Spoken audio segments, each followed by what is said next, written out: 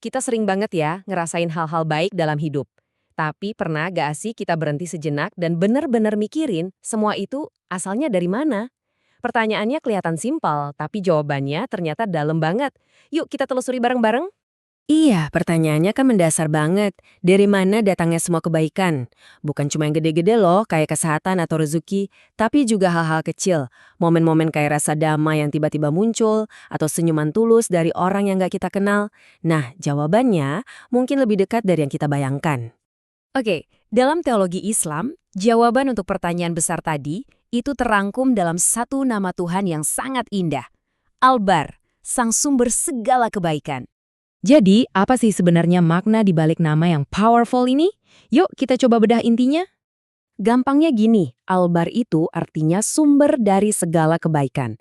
Coba deh bayangin sebuah mata air yang gak pernah kering, yang terus-menerus ngalirin semua hal baik yang kita kenal, dari yang paling kelihatan sampai yang paling tersembunyi.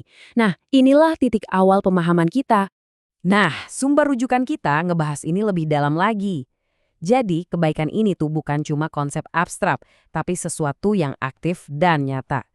Teksnya menyoroti kalau kebaikannya itu universal, selalu terwujud dalam perbuatannya, dan saking luasnya nggak ada satupun yang kelewat. Oke, kita lihat satu persatu ya. Pertama, yuk kita pahami dulu betapa luasnya konsep ini. Jadi, sifatnya itu universal, artinya ya mencakup segalanya dan semua orang, tanpa terkecuali. Sumber kita mengungkapkannya dengan kalimat yang indah banget. Tak satu pun makhluk lepas dari kebaikannya meski sekejap mata. Coba deh kita renungin sebentar. Itu artinya, kebaikan ini ngalir terus, setiap detik ke setiap makhluk, tanpa pernah berhenti sama sekali. Jadi, ini poin pentingnya. Kebaikan ini tuh bukan sesuatu yang diam, yang pasif. Bukan, ini adalah sebuah tindakan aktif yang terus-menerus dilimpahkan ke seluruh alam semesta. Sebuah kemurahan hati yang gak pernah ada jedanya. Nah, yang menarik, sumber kita ngebagi kebaikan universal ini jadi dua wilayah utama yang kita semua alami dalam hidup. Jadi, ada dua jenis kebaikan yang dilimpahkan. Kebaikan duniawi yang bisa kita lihat dan rasakan secara fisik, dan kebaikan spiritual yang menyentuh batin kita. Yuk kita lihat apa bedanya. Oke, yang pertama, kebaikan duniawi. Ini hal-hal yang kelihatan banget di mata kita. Kesehatan, harta, kedudukan, dan keluarga. Nah, menurut konsep ini, semua itu adalah bentuk nyata dari kebaikannya di dunia ini. Nah, di sisi lain, ada kebaikan spiritual yang harganya tak ternilai. Contohnya apa? Hidayah untuk beriman, kemudahan untuk beribadah, dan janji pahala di masa depan.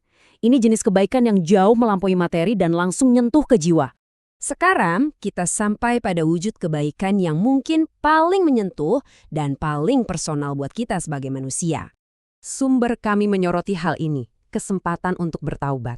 Ini sebuah ide yang benar-benar bisa mengubah cara kita mandang kesalahan. Perspektifnya jadi kebalik. Taubat bukan cuma usaha kita semata, tapi sebuah hadiah, sebuah pintu kebaikan yang selalu dibuka kembali untuk kita. Siklusnya tuh sederhana tapi dalam banget. Langkah 1, kita berbuat salah. Langkah 2, kesempatan untuk kembali itu diberikan, inisiatifnya datang darinya. Dan langkah ketiga, saat kesempatan itu kita ambil, disitulah kita mengalami langsung kebaikan ilahi. Sebuah siklus pengampunan yang luar biasa. Oke, setelah melihat semua ini, yuk kita coba satuin kepingan-kepingan puzzle ini jadi satu gambaran yang utuh. Jadi Al-Bar itu adalah konsep kebaikan yang total. Mulai dari udara yang kita hirup bersama makhluk lain, sampai kesempatan kedua yang kita terima saat kita sendirian. Semua itu adalah bagian dari jalinan kebaikan yang sama yang menyatu dengan struktur alam semesta itu sendiri. Nah, ini meninggalkan kita dengan satu pertanyaan penting. Kalau kebaikan ini ada di mana-mana, setiap saat, gimana caranya kita bisa lebih sadar, lebih aware sama semua itu setiap harinya? Mungkin kuncinya bukan mencari, tapi sekedar membuka mata kita lebih lebar lagi. Sebuah pemikiran untuk kita renungkan. Terima kasih sudah menyimak.